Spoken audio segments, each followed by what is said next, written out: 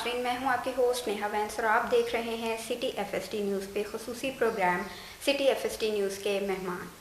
जो शख्सियत आज हमारे मेहमान बने हैं, हमारे स्टूडियो की रौनक बने हैं, किसी तारुफ के मोहताज नहीं हैं।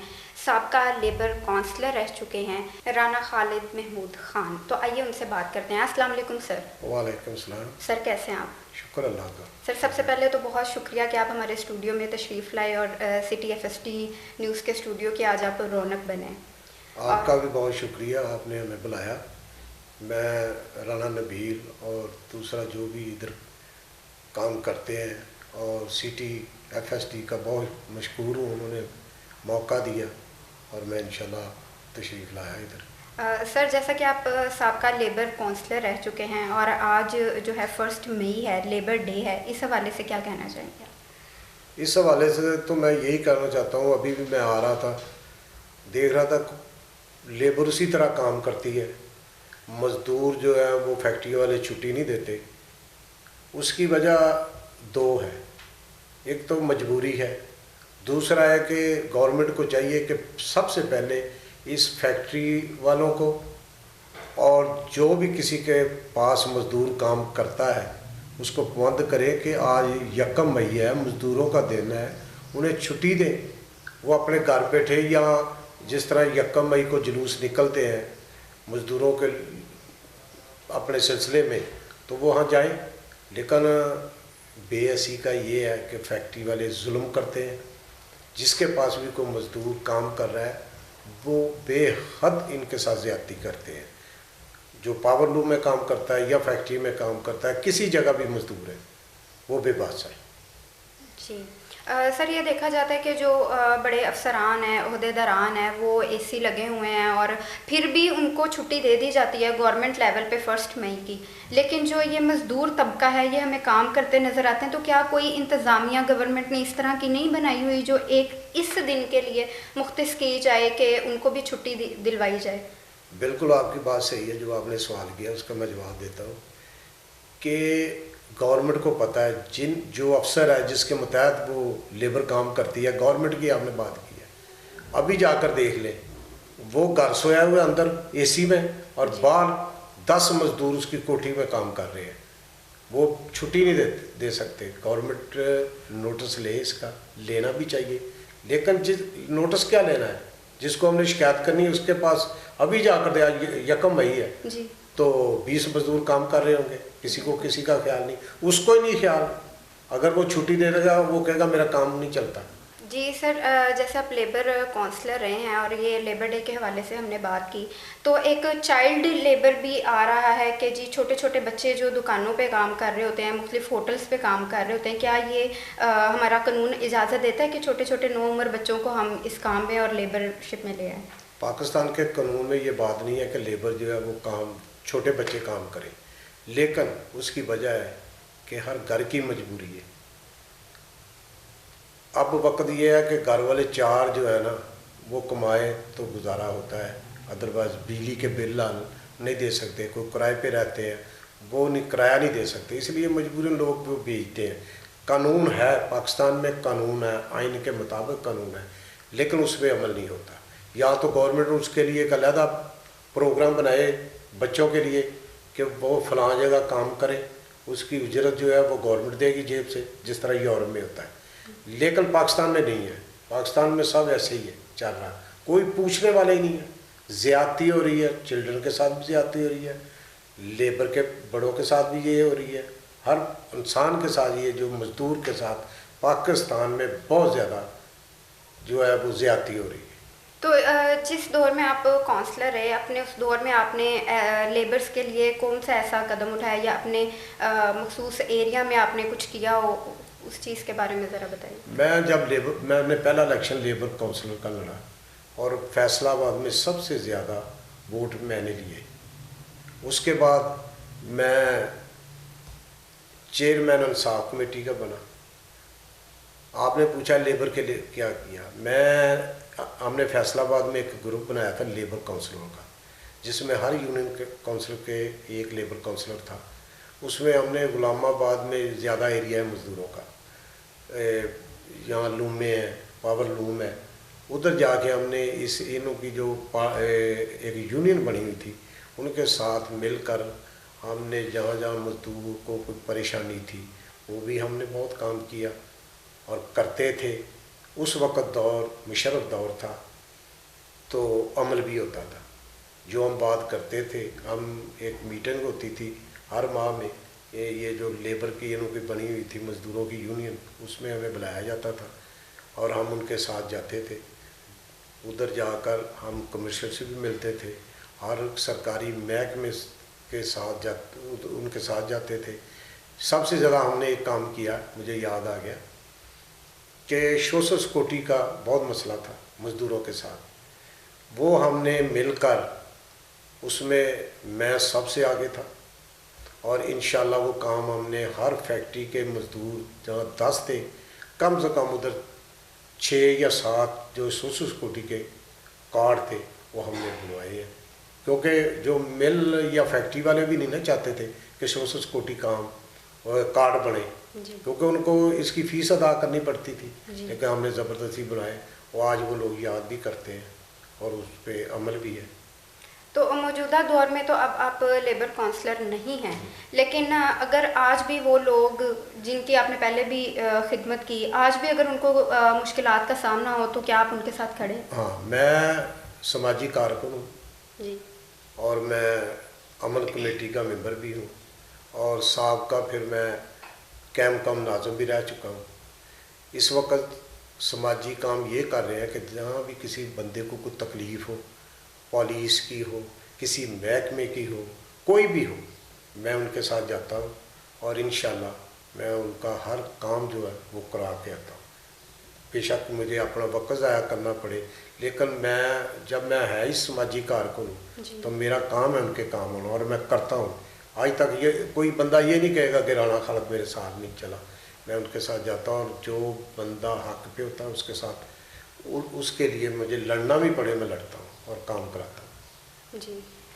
तो आपका मोटो ये है कि आप आवाम की, लोगों की खिदमत करना चाहते हैं। तो क्या सिर्फ ये थाने कचहरी में आप लोगों के साथ जाते हैं या गरीब गुरबा आवाम की? नहीं, मैं जो गरीब हो ना, जिसकी सुनवाई नहीं होती, मैं जाता भी उनके साथ है। और मैं अमीर आदमी के नहीं जाता। अमीर आदमी ज़्यादातर सच्चा नहीं होता जी। गरीब आदमी के साथ ज़्यादती होती है, बिल्कुल। और उनके साथ जाता हूँ मैं। जी, तो नाज़रीन, आपने सुना कि राना खालिद साहब जो हैं वो किस तरह आवाम की खिदमत कर रहे हैं और उनकी कोशिश है कि आवाम की मुश्किलात को हल किया जाए, ख़ास तौर पे गरीबों की। कि मैं अमीर लोगों के साथ नहीं जाता, मैं गरीब लोगों के साथ जाता हूँ, उनकी आवाज़ उठाते हैं और हक़ की आवाज़ उठाते हैं। बड़ा अच्छा जो है ये काम कर रहे हैं। तो राना साहब, मुझे ये बताइएगा कि आने वाले टाइम में अब जिस तरह देखा जा रहा है कि महंगाई है, लोगों को मुश्किलात का सामना करना पड़ रहा है और इलेक्शंस भी आ रहे हैं हर तरफ, मतलब ये सिर्फ इलेक्शन और अफरा तफरी इलेक्शंस की हमारी गवर्नमेंट को पड़ी हुई है और आवाम का जो है कोई ख्याल नहीं है। जैसे आज के दिन पे भी कोई ख्याल नहीं है, कोई मज़दूरों को जो है कुछ भी उनको सपोर्ट नहीं किया गया, उनके साथ कभी कोई कंप्रोमाइज़ नहीं, कोई ऐसी कमेटी नहीं बनाई गई जहाँ पे बैठ के मज़दूर अपनी मुश्किलात जो है वो गवर्नमेंट तक पहुँचा सके। इस हवाले से आप क्या कहेंगे? इस हवाले से मैं ये कहूँगा कि जो आजकल मज़दूरों के लीडर बने हुए हैं ना जी। असल में वो बिक जाते हैं। वो गवर्नमेंट के नुमाइंदों के साथ अलहदा बैठ कर डील कर लेते हैं, बाहर मज़दूर को कुछ कहते हैं, अंदर कुछ डील होती है। अगर तो मुखलस हो तो फिर काम। तो इस चीज़ पे कैसे काबू पाया जा सकता है? इसमें काबू ये है कि लोगों को चाहिए कि उस लीडर का इंतखाब करे जो हर एक को नज़र भी आता है कि ये अच्छा है, ये नहीं बिकने वाला है, इसे किसी चीज़ की तमन्ना नहीं है। उसकी बैकग्राउंड देखें, ये कैसा बंदा है, उसके बाद उसको चुने कि ये लीडर ठीक है। बिल्कुल, ये बड़ा अच्छा राना साहब ने मैसेज दिया कि सोच समझ के देखभाल के अपना लीडर चुने, क्योंकि लीडर जो है वो आवाम अपने लिए ख़ुद चुनती है, अपने वोट के ज़रिए से चुनती है। तो उसका चुनाव जो है हमारी ज़िम्मेदारी है। तो हम गवर्नमेंट पे ब्लेम नहीं कर सकते कि गवर्नमेंट हमारी आवाज़ नहीं सुनती, क्योंकि गवर्नमेंट को तो हमने ख़ुद चुना हुआ होता है। तो राना साहब, आज के दिन के हवाले से एक ख़ास मैसेज मज़दूरों के लिए। आज के दिन के हवाले से मैं यही कहूँगा कि ये जो फैक्ट्री मालिकाना है और जिसके पास भी मज़दूर काम करते हैं, खुदारा उनका ख्याल रखें उनके बच्चों का ख्याल रखें। और जिसके पास ज़्यादा मजदूर है उनका सबसे ज़्यादा मेडिकल का काम है। कोई घर वाला बच्चा बीमार हो जाता है, ख़ुद बीमार हो जाते हैं, सोशल सिक्योरिटी का कार्ड उसका बनवाएं उसके साथ जाकर। और ये सबसे ज़्यादा नेकी है। किसी के गरीब आदमी की बच्ची की शादी है, बच्चे की शादी है, उसके पास काम कर रहा है, तो चाहिए कि उसकी इमदाद की जाए, और ये सबसे ज़्यादा नेकी है। जैसा कि आप लेबर काउंसलर, आपने बताया कि सबसे पहला इलेक्शन जो है मैंने लेबर काउंसलर का ही लड़ा था, तो लेबर का आपके माइंड में किस तरह आया कि मैं सबसे पहले इसी सीट पे जाऊँ? लेबर का इसलिए कि मैं सबसे पहले, हमारी फैक्ट्री थी साबन की, हमारे पास भी लेबर थे जी। हम उससे काम लेते थे, और मुझे उनका एहसास था कि इनकी किस तरह खिदमत की जा सके, क्योंकि फैक्ट्री एरिया था, वहाँ फैक्ट्री थी काफ़ी, तो मेरा मिलना जुलना उनके साथ ही ज़्यादा था। एक दोस्त बने हुए थे, तो मैंने समझा कि इलेक्शन लेबर से लड़ा जाए, और मैंने लेबर सीट से इलेक्शन लड़ा और अल्लाह ताला ने कामयाबी दी। तो आप क्या देखते हैं कि उस दौर में मुश्किलात लेबर के लिए ज़्यादा थी या आज के दौर में? आज के दौर में ज़्यादा है। तो इस क्यों ज़्यादा, इसकी वजह क्या है? उसकी वजह है कि जो मिल मालिक है ना जी, उनके तलक बहुत है। वो दौर मुशर्रफ दौर था, सुनाई नहीं होती थी फैक्ट्री वालों, और गवर्नमेंट उनसे काम लेती थी, सख्ती थी। आजकल किसी का कज़न एमएनए है, किसी का खालू एमपी है, उनकी सुनवाई ऊपर तक है, वो धमकी देते हैं मज़दूर को, वो बेचारा गरीब आदमी क्या कर सकता है, वो चुप करके बैठ जाता है, वो अपने हक नहीं ले सकता, ज़्यादती हो रही है। इधर मज़दूर काम पे आता है, सुबह उसको कह देते हैं दफ़ा हो जाओ, काम नहीं है। उस वक्त असूल था, अब नहीं है असूल। तो आपको सियासत में आने का बचपन से ही शौक़ था, या बस ये आपने जैसे फैक्ट्री वाली बात बताई कि फैक्ट्री थी तो मेरे माइंड में ये लेबर का? नहीं, मेरा मिलना जुलना बहुत था, लेकिन मेरे भतीजे ने कहा चाचू इस दफ़ा आप इलेक्शन लड़ें। मैंने इनके कहने पे, ख़ासकर राना नबील के कहने पे मैंने इलेक्शन लड़ा, और उसमें अल्लाह ताला ने बहुत कामयाबी दी। उसके बाद मैं अल्लाह की रहमत से, जिस तरह मैंने बताया कि मैं नाज़म साहब की जगह कैम कम नाज़म भी रहा हूँ, क्योंकि वो मुल्क के बाहर चले गए थे, और बढ़ चढ़ के हल्के का काम भी किया। और सबसे ज़्यादा उस वक्त मेरी सीसी 229 थी, और जो कि आज भी उधर कोई नाज़म नहीं है, काउंसलर नहीं है कोई भी, लेकिन मैं वाहद बंदा हूँ जो कि मैं इस गवर्नमेंट से भी फ़ंड ले रहा हूँ और काम भी करा रहा हूँ। आप रात को देख लें कि हर गली आपको रोशनाई होगी, वहाँ लाइटिंग का इंतज़ाम है।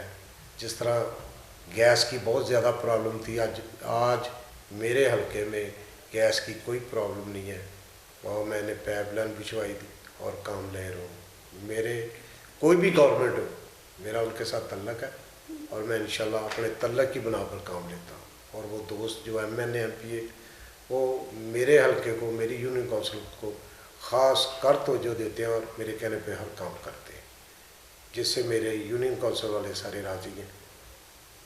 और इसी तरह मैं, जिस तरह मैंने बताया कि मैं अमन कमेटी का मेंबर भी हूँ, और आप अपने इलाके में देखते हैं, आप अमन कमेटी के मेंबर हैं, तो अपने इलाके में आप क्या देखते हैं कि वहाँ पे अमन है अभी भी? अमन है ज़्यादातर जब मुहर्रम के दिन होते हैं ना, उस वक़्त पहले हमारे इलाके में बहुत ज़्यादा कदीस को रंजिश थी, आपस में लड़ाई होती थी।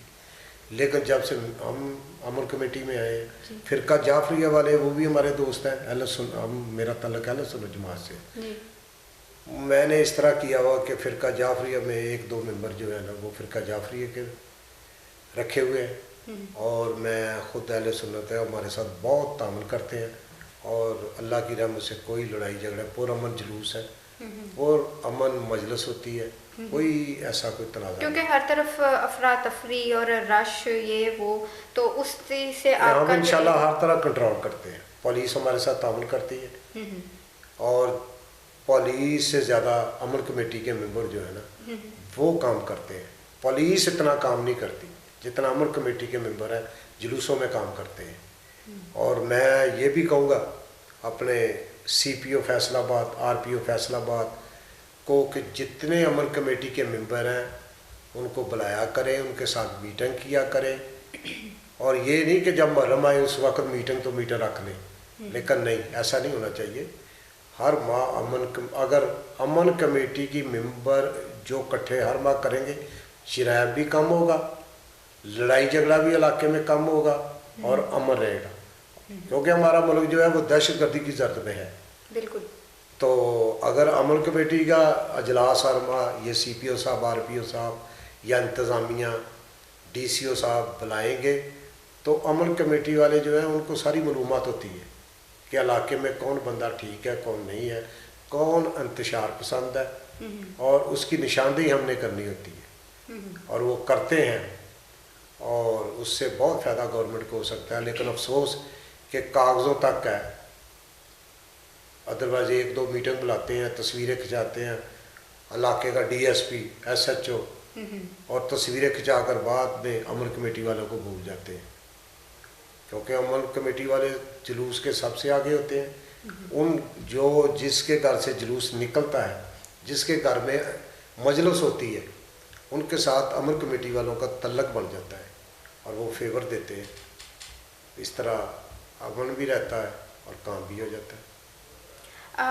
ज़राए से पता चला है कि जिस एरिए में आप काउंसलर रह चुके हैं और कायम मुकाम नाज़िम भी रह चुके हैं, वहाँ की जो कमर्शियल मार्केट्स हैं वहाँ पे एक ख़ासा रश होता है, ट्रैफिक ब्लॉक हो जाती है रोड्स पे। तो वो ट्रैफिक की जो ब्लॉकेज है उसके लिए वहाँ पे कोई आप एकदम, क्योंकि वार्डन्स जो हैं वो तो 1-2 वार्डन खड़े होते हैं और वो साइड पे खड़े हैं, अपना फ़ोन यूज़ कर रहे हैं, लेकिन देखा जाता है कि वहाँ पे रश बहुत ज़्यादा है। उस रश को कैसे कंट्रोल किया जाए? उस रश को इस तरह कंट्रोल किया जाए कि 8 दिन बाद वार्डन की ड्यूटी बदली जाए। उसके दुकान वाले जो है वो दोस्त ना बने। जब उसकी दोस्ती हो जाती है तो ट्रैफिक बढ़ जाती है। वो कैसे कि वो अपनी मर्ज़ी से उधर मोटरसाइकिल भी खड़ा कराते हैं, गाड़ी भी अपने उधर खड़ा करते हैं, और सबसे ज़्यादा TMO जो रिश्वत लेती है, जाल चौक से लेकर यहाँ मछली फार्म तक TMO जो रिश्वत लेती है, जो लाखों में वसूलते हैं, उनके टाउट हैं।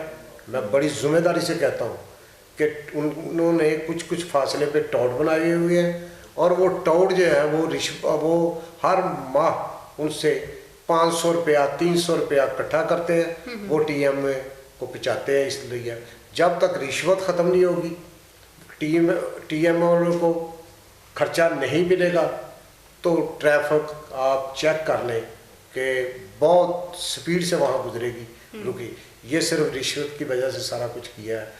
वार्डन वाले जो है, जिस तरह मैंने कहा कि हर हफ्ते वार्डन की ड्यूटी, मसलन ये इस्तेना रोड पे है, अगले हफ्ते इसकी कचहरी बाज़ार में होनी चाहिए, उस तो अगले दफ़ा नाला वाले रोड में होनी चाहिए। इस तरह जो है ना वो ट्रैफिक काम जो जी, बड़ा अच्छा आपने पॉइंट बताया। लेकिन जैसे कि वो आपका एरिया है और आप कहते हैं कि मैं लोगों की मुश्किलात जो है वो दूर करना चाहता हूँ और करता भी हूँ, तो इस मुश्किल को रोकने में, क्योंकि जितने भी ख़रीदार वहाँ पे आते हैं उनको गाड़ी पार करने में, गुजरने में ख़वातीन को ख़ास तौर पे मुश्किल होती है। इस मुश्किल के लिए आप कब कदम उठाएँगे? हमने कदम बहुत दफ़ा उठाया है। मैं और मेरा एक दोस्त है जिसका नाम है राना बिशारत। हम निकलते हैं ना, और यकीन करें लोगों को पता चल जाता है ये TMO जा रहे हैं। जब हम TMO पहुंचते हैं, वहाँ से किसी अफसर का फ़ोन सत्याना रोड पे आ जाता है कि आपके ख़िलाफ़ 2 बंदे पेश हुए हैं और हम गाड़ी लेके आ रहे हैं, आप क्लोज़ कर लें। हम जाल पे आते हैं तो वहाँ कोई चीज़ नहीं होती, क्योंकि वो सब इकट्ठे हैं। इस तरह हम फेल हो गए हैं। और जब हम CTO साहब के पास जाते हैं, वहाँ से पता चलता है वार्डन को, आप सत्याना रोड पर चलते हैं, हर वार्डन ने अपने कान पे मोबाइल लगाया हुआ है, बातें कर रहा है, जो मर्जी हो जाए। ना तो वो किसी रक्शे वाले का चलान करते हैं, ना किसी गाड़ी वाले का चलान करते हैं। ज़्यादा से ज़्यादा करेंगे गाली निकाल देंगे रेडी वालों को, जो बेचारा फूल बेच रहा है उसको गाली निकाल देंगे, गरीब आदमी को गाली निकाल देंगे। ना गाड़ी वाले को चलान करते हैं, ना किसी रक्शे वाले को चलान करते हैं, उनकी जरूरत नहीं है। देखें, आज दिन भी फिर है लेबर डे का, और फिर वही बात आ गई कि कोई फूल बेचने वाला या कोई फ्रूट बेचने वाला, वो भी लोग लेबर में हैं, तो लेबर को जो है वो आम दिनों में भी डिस्टर्ब किया जाता है, ना सिर्फ ये फर्स्ट में ही। देखो जी, ज़्यादातर वो रात को शाम के टाइम चंद मजदूर है बेचारे, वो गुब्बारे लगाते हैं, वो औरतों के लिए गजरे बेचते हैं, फूल बेचते हैं, उन पे जोर चलता है वार्डन वालों का। क्यों? वो गरीब आदमी है। वो क्यों नहीं कहते गाड़ी वाले को आप गाड़ी साइड पे लगाएं, आप पार्क करें, मोटरसाइकिल पार्क करें? क्यों नहीं कहते? अच्छा, देखा जाता है ना कि उस साइड पे पार्किंग के लिए ना कोई प्लाजा है ना कोई जगह है, तो फिर लोग भी तो मजबूर है ना रोड नहीं, ये पे बात गाड़ी। नहीं है। यहाँ सलीमी चौक के पास है जगह है, पार्किंग बनाई हुई है, वो उधर जाके गाड़ी लगाए। लेकिन बहुत आवाम ज़्यादा जो है वो भी वो होता है ना कि हम बाजार के आगे खवातीन को होता है कि गाड़ी खड़ी हो, हमें ज़्यादा चलना भी ना नहीं, पड़े। खवातीन की या जो मोटरसाइकिल वाला उसकी तो वो तो ये चाहते हैं कि बिल्कुल हम दुकान के अंदर ही ले जाए मोटरसाइकिल, बिल्कुल ऐसे ही है। हमें उतरना ही उधर पड़े। वो तो जहमत ही नहीं करते। जी। तो उनके लिए कोई कानून आना चाहिए, सख्ती होनी चाहिए। लेकिन नहीं, सीटीओ सब नया आता है, उसने आकर बढ़क लगानी होती है, मैं क्लियर कर दूंगा, मैं वो कर दूंगा। जब उसको 4 बंदे आके मिल जाते हैं, वो कुछ भी नहीं करता, नाकाम हो जाता है। मतलब आपका ये कि रिश्वतखोरी जो है वो आम है और रिश्वतखोरी की वजह से निज़ाम को बदलना मुश्किल है, बहुत ज़्यादा। बहुत ज़्यादा मुश्किल अगर है। रिश्वत लेकिन बंद हो जाए तो सब कुछ ठीक हो जिस जाएगा। तरह आप कह रहे हैं कि मैं लोगों की मुश्किलात हल करता हूँ, तो आपके लिए तो मुश्किल नहीं होना चाहिए, आपको तो चाहिए अपनी सज़म को लेके आगे बढ़ना। नहीं, हम तो जा रहे हैं, हम नहीं घबराते, हम तो जाते हैं, कहते हैं जो भी काम हो। जिस तरह कोई मेरे इलाके में मंशियात बिकता था, जी। सारी दुनिया को पता, मेरे घर पे फायरिंग हुई, हमने उसकी मुखालफत की और अब भी मैं करता हूँ। और जान कर मैं, अगर मुझे पता है, मैं पुलिस को इत्तला भी देता हूँ, डरता नहीं मैं। अगर हमारे हल्के में मंशियात ख़त्म हो जाए ना, तो लोगों की बहुत मुश्किलात। गरीब आदमी है, उसकी औलाद फारग है, कोई नशा करता है, कोई जुआ खेलता है, लेकिन ये काम पुलिस का है।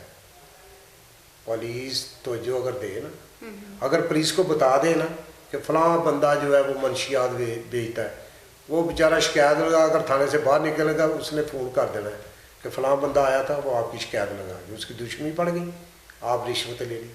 निज़ाम करप्ट है। ना, निज़ाम। इधर हमें अल्लाह पाक ने एक मसीहा दिया था। एक दफ़ा ASP आया था, बिलाल सलहरी। वो बिलाल सलहरी साहब जो है इस वक्त वो SP जड़ा वाले पे लगे हुए हैं। उस खुदा के बंदे ने, अल्लाह ताला उसको तरक्की होता है, तंदुरुस्ती दे, सेहत दे।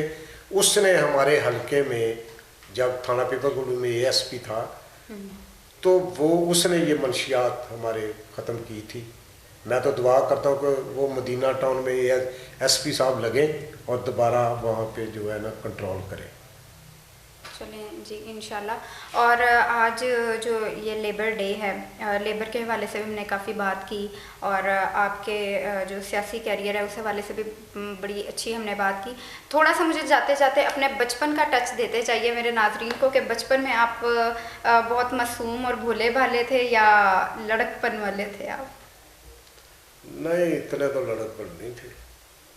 ये तो लेकिन हम एक हल्के, राजपूत है ना, ये तो आपके हल्के से पता चलेगा कि आप लड़कपन वाले हम थे। एक, हमारी कौम राजपूत है, हम इंशाल्लाह राजपूत है। जो राजपूत होते हैं ना या जट होते हैं, उनकी एक अलग ही बात होती है। बिल्कुल ठीक है ना, वो किसी की बात जो है ना, वो क्या कहते हैं कि गैर ज़रूरी, वो ज़्यादा महसूस करते हैं और तो जवाब उसके मुंह पे देते हैं, दिल में नहीं रखते। जो इंसान दिल से साफ है ना, वो दूसरे के मुंह पे लगा देता है बात।